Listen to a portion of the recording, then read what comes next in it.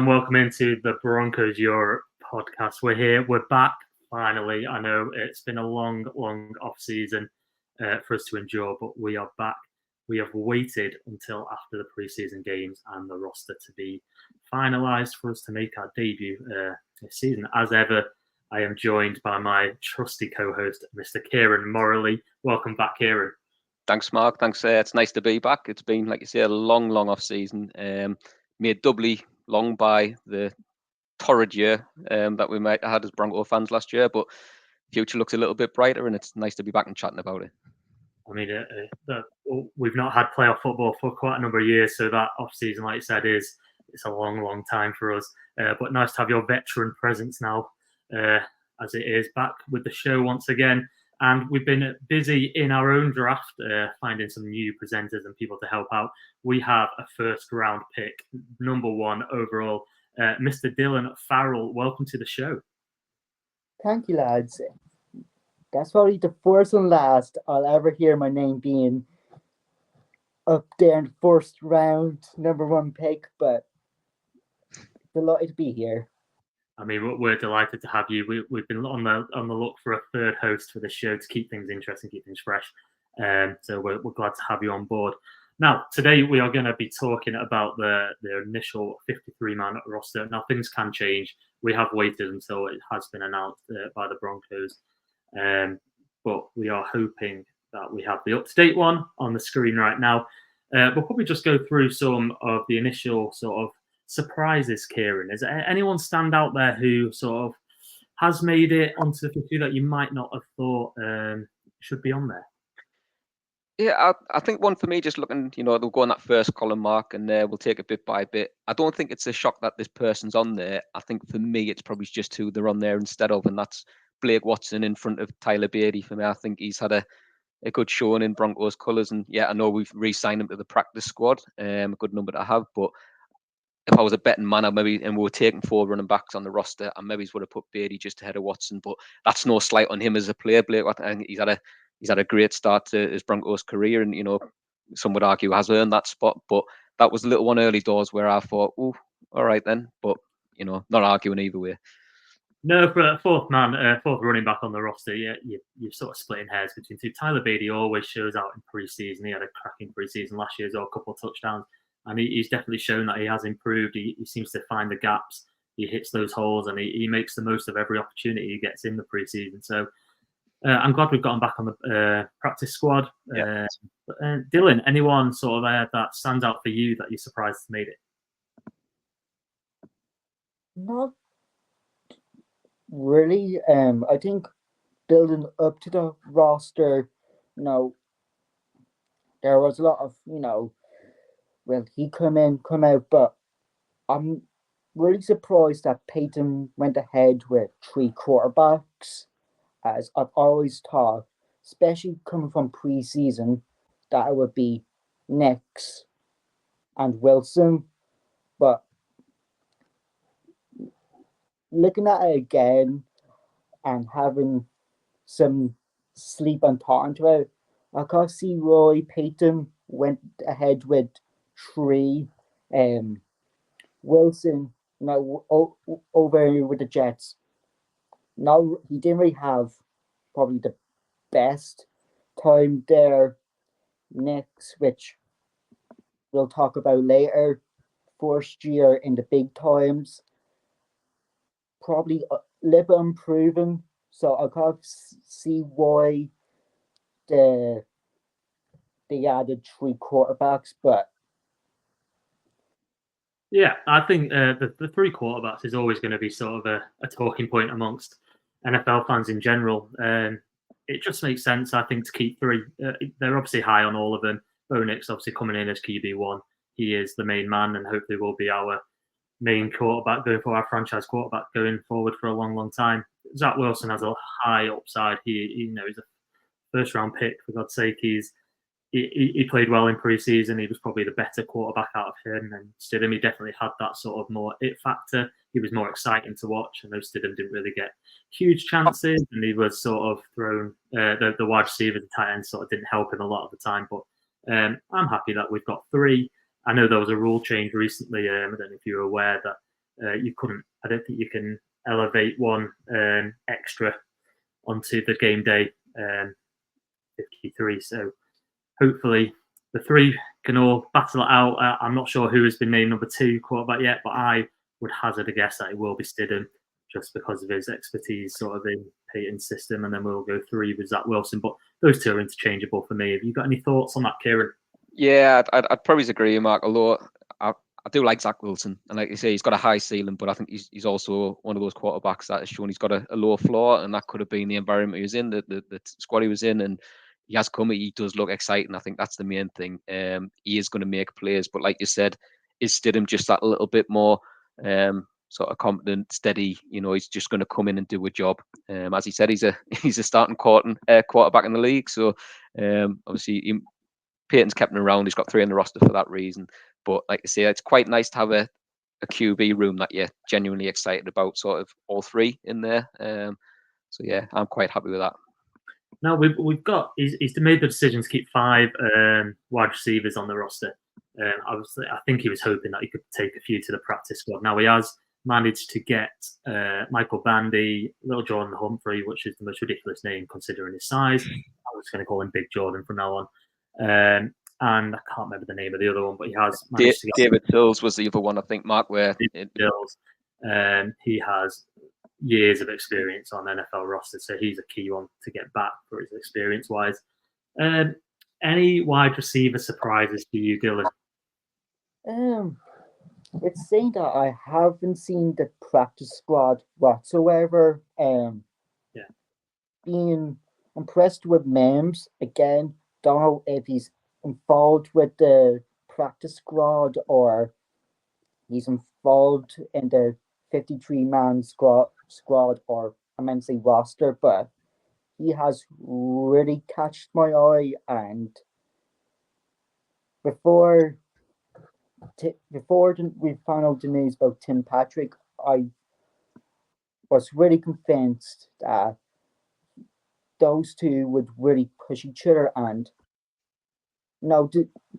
for someone like Mims to go into their first year, especially in professional football, it's a different ball game. So it's sad, to be quite honest, seeing Patrick not there, but hopefully that would give Mims somewhat of a boost or somewhat of a encouragement, saying, "Oh, okay, if the old dog or that's not going to go down well," but pretty much he's going to look at it thinking, I might have a shot here. There's a few kind of somewhat rookies still there, but I see he's there rubbing his hands thinking this could be his year. But again, it's early days and it's only time will tell. Yeah, I think the 5 listed on the roster right now. Courtland Sutton is obviously your number 1 by a clear margin. There's no one really close to him. And then there's a battle for number 2 between probably Marvin Mims, Josh Reynolds, and then your 3rd, you've got Devaughn Vele, the rookie. You've got Troy Franklin, who hasn't flashed really in preseason, but it's still rookie year. He'll come good, I'm sure. He's sort of shown a few moments, but he's just going to take a bit of time, I think, to get onto NFL terms. And I know, Kieron, you're going to talk a bit more about Devaughn Vele in just a moment, so we'll move on from that one for now.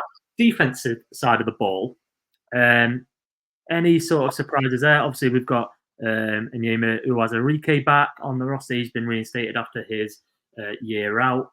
We've got a massively revamped defensive line, which was a huge sort of worry for me last year that against the run. We were absolutely terrible, to put it lightly. So we've got a few new players there. Anyone stand out there for you, Kieron? Yeah, I think you touched on it there, Mark, with Uwazurike coming back as things like that. Jonas Griffiths going, obviously, is just somebody, again, who's steady in that linebacker position. But I do like the moves we've made close season. Not, looking at the roster as well, I think it's nice to... There's a rebuild happening. That's the long and short of it. We're investing in youth. That's shown on the wide receiver room. It's shown in the quarterbacks. It's shown all right throughout the squad. But it's nice that the bits where we're showing the experience is one on the O-line. That's where we've retained a lot of experience, which is going to give that young wide receiver room, running backs, QB room time to flourish and grow. But also on the defensive side of the ball, like you say, that D-line, we've brought in Malcolm Roach, we brought in Cody Barton, Jonathan Franklin Myers, all these players where they've been around the NFL. There's a bit of experience there. So although, yeah, it was a little bit of a shock maybe to see Jonas Griffith go. For me, I think there's enough in and around those rooms. And again, they must be seeing enough from that youth element there. And obviously, Wazirike, who, missed last year and such like that, coming back. When you sat there with I think there's only 4 linebackers on the inside linebackers on the squad. There's got to be enough there. So overall, quite happy, I think, on the defensive side of the ball. Yeah, I think Jonas Griffith had made the squad until that final preseason game, and then up comes Devaughn Vele with that monster pick 6 and sort of cemented his play. He's really shone in training camp this year and made a plug for the 53, and he's shown what he can do. I don't think we'd have managed to get him back on the practice squad if we had left him out of the 53. Justin Trinard, he's our key special team, as he was never going anywhere. He has been sort of lights out on that special teams unit for a couple of years now, and he had a huge play in that last game as well, causing a fumble. So he was never going anywhere. So Jonas Griffith, just the odd man out on that position. Hopefully we'll get him back on the practice squad. I've not quite heard yet as the time of recording. They're still being finalised, but we will see. Dylan, you got any surprises there on the defensive side of the ball? Not really, and as Kieron just mentioned, it's more of a rebuild, and I've seen last year we saw pretty much more of a dip in the defensive line, and compared to the year before, we had I think we were up there as probably one of the best defenses. So last year was a bit of a disappointing. Going into this year, as Kieron said, it is a rebuild. I do like the blend of youth and experience, but I am sitting in the middle. Half of me likes the blend of youth and experience, but another part of me thinks, with this defense pull through crucial games, especially in the later part of the season, especially if we do want to reach the playoffs or the wild card. So right now, it's 50-50, but I hope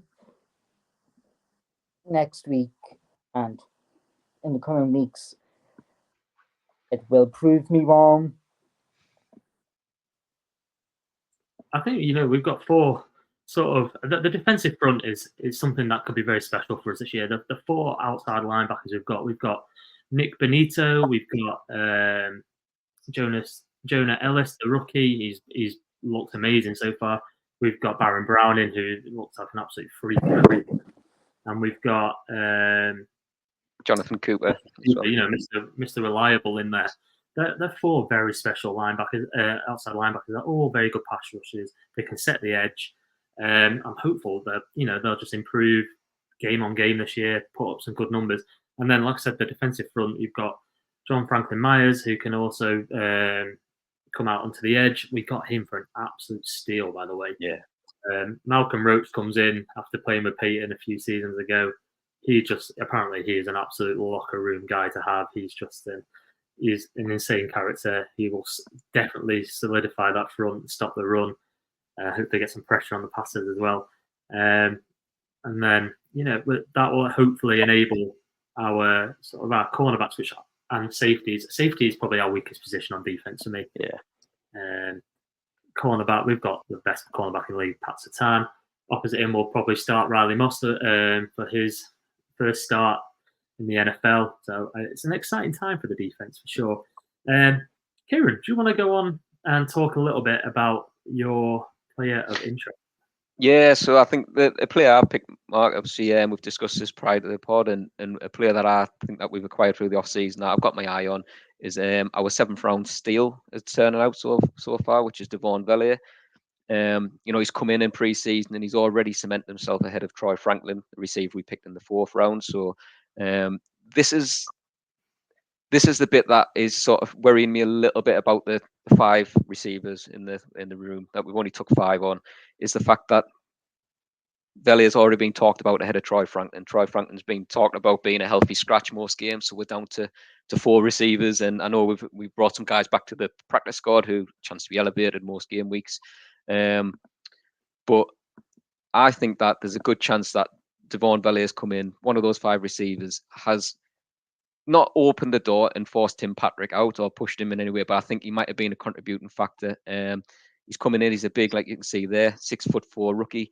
But the main thing for me is that age, 26 years old. Now, it's late for somebody coming to the NFL, you would say, but to me, what I'm taking from that is there's a bit of experience, there's a bit of maturity. And yes, it's not at NFL football level, but this is the type of character, somebody who's been around, got those life skills, got that maturity, and that's what we'll be lacking in that wide receiver room. So we've got Cortland Sutton, who's your wide receiver 1.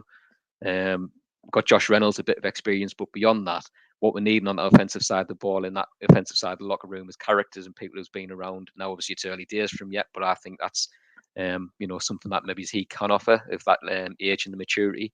Made some great plays in camp, made some great plays in pre-season. Did you see that good catch in the back of the end?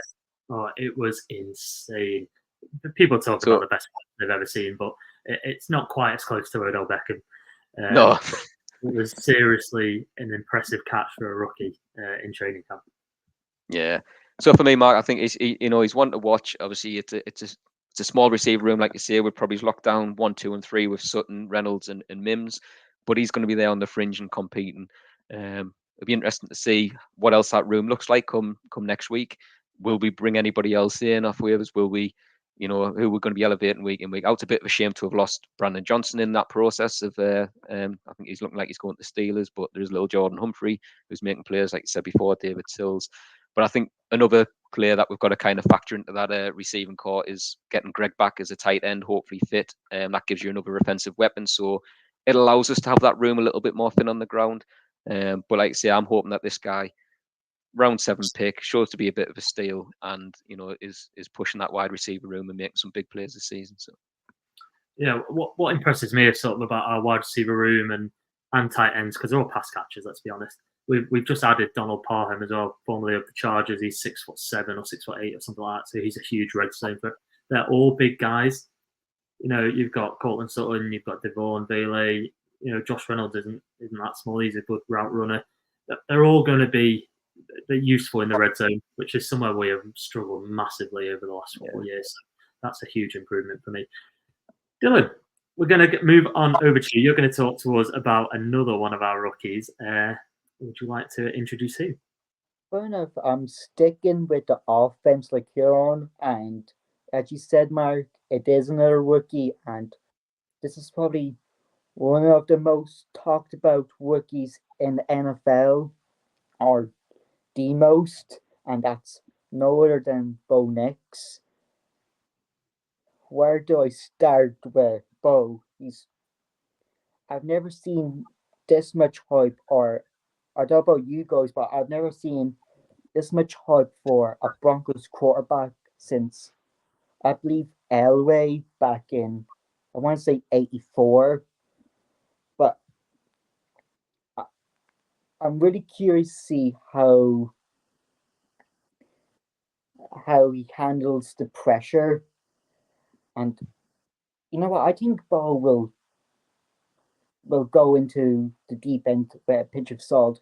Now, looking at his college stats, over 15,000 yards, 113 touchdowns.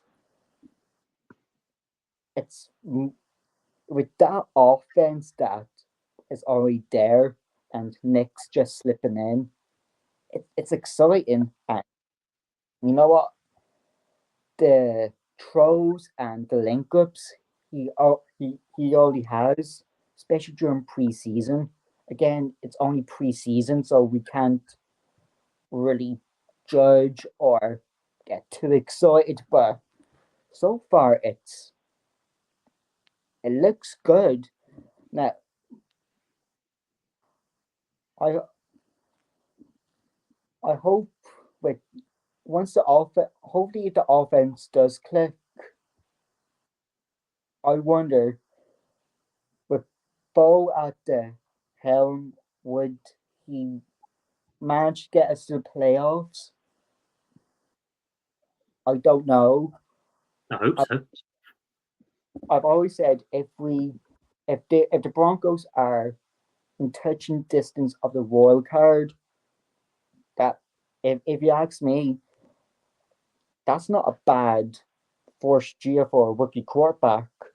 Like we seen it last year with the Packers with Love and how insane he is.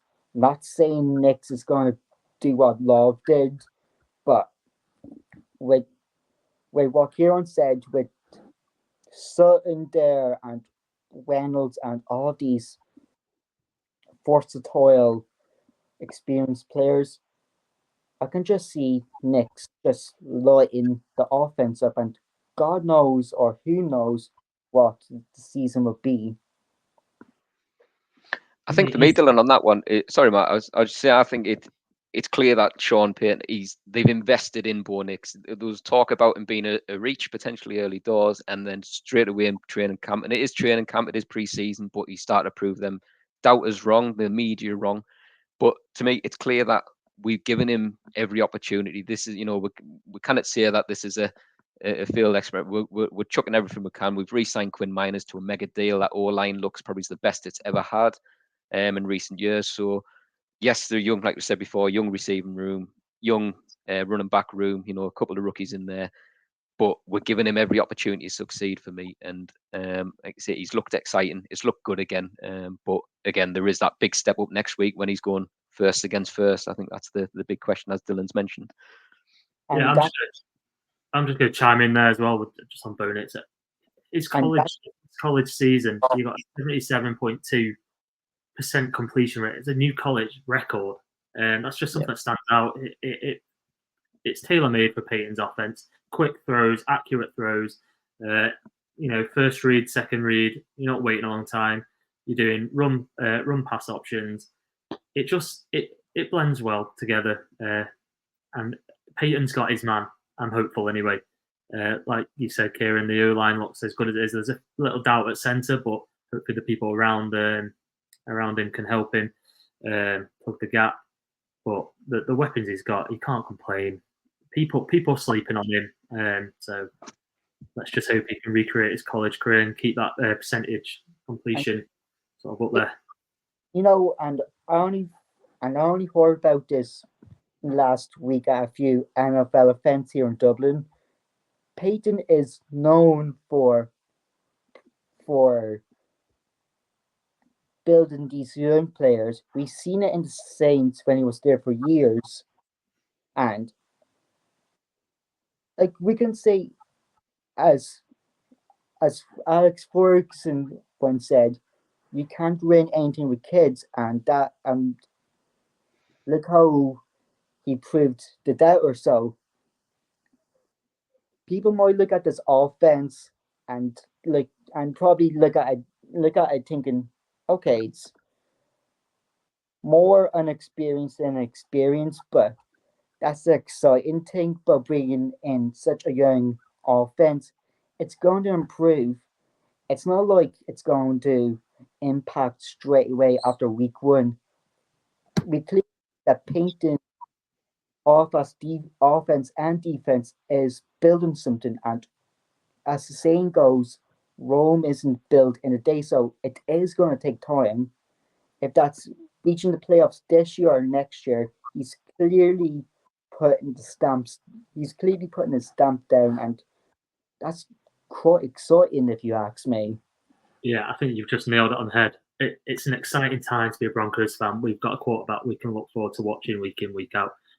Even in preseason, I was excited to watch him, which I've not felt for a while.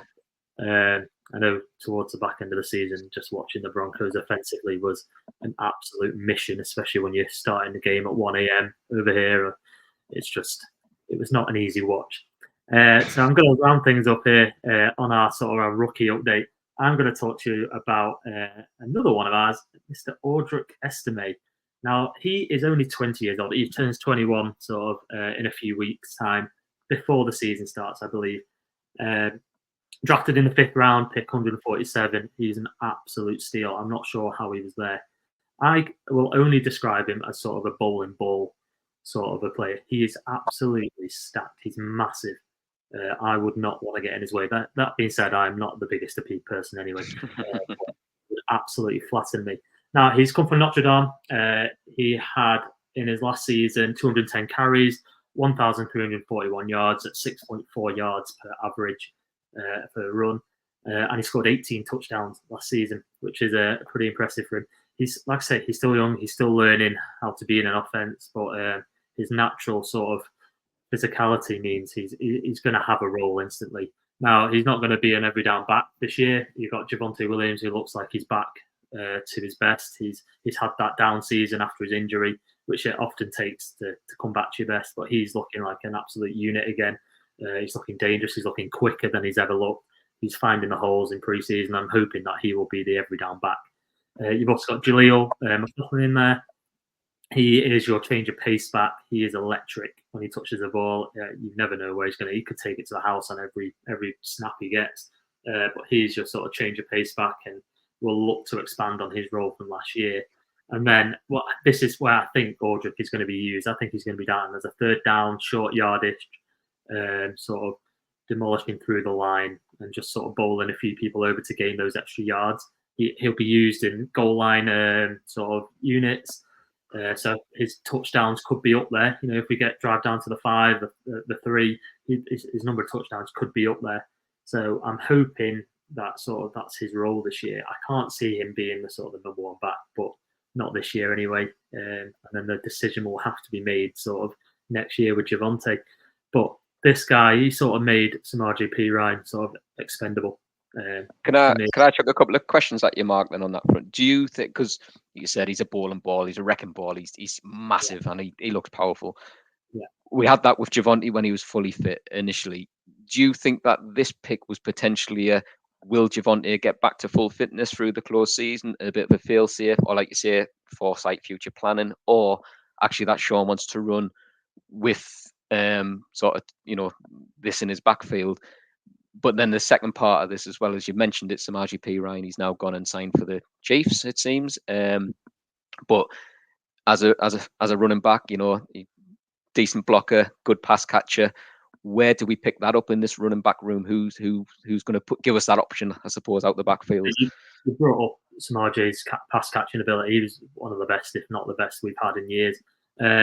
He's flashed Audric in preseason. He produced a lovely catch for 17 yards last week. Off just the one chance, so he's got hands there. He'll make mistakes in that sort of role, but I don't think we'll be going down sort of pass catching to him 3rd down too often. I think we took him in that 5th round because he was there. I don't think anyone expected him to be there. So to take a pick, it's a luxury pick. That running back room is stacked. To be honest, the 4 we've got Williams, McLaughlin, Estime, and Watson, and Beatty on the practice squad. I'm happy with any combination of them playing each week. Now, obviously, I want Javonte to get most of the snaps, but I think it is a little bit of forward planning as well. If Estime shines this year, he could be your number 1 back next year quite easily, making Javonte expendable, you know, in the trade market, or whether we extend him or not. Who knows? It just depends how they both produce this year. But the future's bright in that running back room. So we're going to move on again, and just sort of looking ahead to what's coming up with Broncos Europe and the Broncos. We'll be back every week, so we're going to be back sort of mid next week on our channels again. Looking forward to week 1 against Seattle, but we'll just sort of get a line or two from each of you with your sort of hopes for the season and what you're most excited about the season. So, Dylan, if we start with you there. I think the biggest thing I'm probably more excited for the upcoming year will be probably challenging more in, if not the toughest division in the league. While we have seen in the later stages of last year that that the Broncos went on this run. Um, Again, as I have touched on earlier, with the Broncos,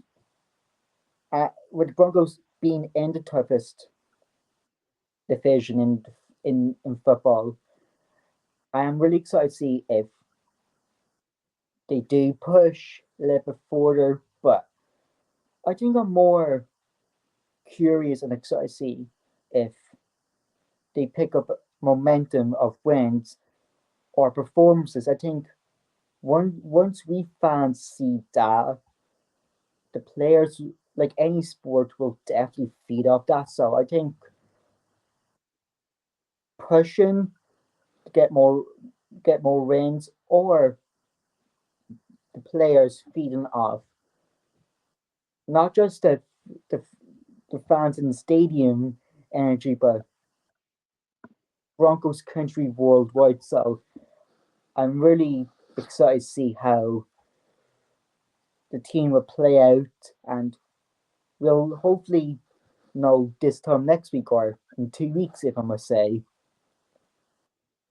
Yeah, I think you're right. It's an exciting time. You know, the Broncos country worldwide will hopefully be cheering on many wins this season. Over to you, Kieron. Yeah, I think much of what Dylan said, Mark. I think we're embracing the rebuild now. I think last year was mucky as to whether we're building on Russell Wilson. What was our direction as a team? It seems now we've got a clear direction. It's Sean Payton's team, and we're taking it forward as that. So I would just like to see a competent Bo Nix. Again, he's shown flashes in preseason. He looks like our QB1, but that going against NFL rosters every week, it's a different battlefield. But we don't want another QB merry-go-round, so just want to make sure he's cemented in. We see some competition, from the competent youthful 53 as well. And if we come out this season, obviously you want to see a winning season. You want to see us pushing for the playoffs and such like that. But let's not over exaggerate what we are at this moment, which is a team in the rebuild. So as long as we start seeing those flashes of greatness, we're seeing that solid building blocks to build on. I don't necessarily think our roster looks that much more talented than it did this time last year, but I think we've strengthened in the right areas, and we've now definitely got building blocks. I think that's what we're looking at, is actually the future looks bright for a change rather than the right now. So yeah, great to see us get a winning season, great to see us pushing for the playoffs, but I would just take competency across the board and us putting a stop to the Raiders' rot. That'd be nice. Yeah, that streak for the Raiders has absolutely killed me for last year. How have they managed that many wins against us in a row? I mean, last year we put a stop to the Chiefs winning streak, which was fantastic to watch in person in Denver. I was cheering them on to the win, and rubbing it in those Chiefs fans' faces after for a good. I hope you book your flights to LA then, Mark. Just to Las Vegas. Sorry, LA, Las Vegas. Yeah, Las Vegas. I mean, if that's what it needs to take, I did mention this to the guys over at, in Denver, that if they need me to come out and stop any streaks, I'm only right away. All it takes is a first-class ticket to Denver. That's how I travel nowadays. So I'm just looking forward to just some exciting play, just a positive season, stopping those streaks, hopefully a competent performance. Like you said, it doesn't necessarily look like we're more talented on the roster, but it's definitely a Sean Payton roster now. He has strengthened in areas that he values. He's got younger, which is a key thing for him. And sort of he's got rid of players that in positions he didn't feel like were as important as others. So you can definitely see Sean sort of putting his own stamp on the roster. Broncos, Europe. Sorry, go on, Dylan. And to be, as what Kieron said, we have to be realistic. I think the whole Broncos fans have to be realistic. I've seen a few things here and there on Twitter, X, before I get killed, of fans saying the Broncos are going to make the playoffs. Let's be realistic. Kieron said, and I agree with the two views. this roster is very similar to last year. So, and that's why I kind of touch about the wild card. If they were in the hunt last year, fell short. If they continue that run again and miss the playoffs altogether, I don't see that being unsuccessful. It's as we have touched on before, it's building blocks. It's an improvement, but overall, I think as fans, we have to be more realistic. But as we did say, better times are coming. Well, fingers crossed. But I think I say after next week, all of us, well, hopefully some of us will be more feet on ground than head over shoulders. Yeah, I think you're exactly right. We've got to be realistic, but it's fun to have a bit of optimism as well, isn't it? At the stage of the season, I mean, we're going 17-0, lads. That's it. We're doing it. Yeah.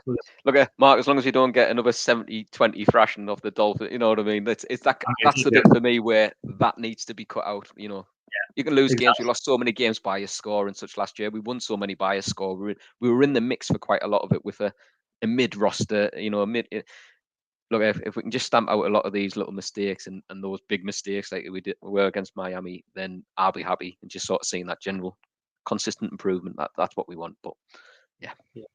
So, as always, at the end of the show, we will sort of plug our own sort of links. We do have a Facebook group called Broncos Europe. If you search that, it's a thriving community of Broncos fans, sort of this side of the pond and from America as well. We have game day threads. We will have competitions. We'll hopefully have a few meetups this year.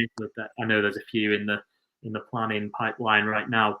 It just depends on what can be arranged. We're on Twitter /X, whatever you prefer to call it. I still call it Twitter. But if you search Broncos EUR, you can give us a follow on there.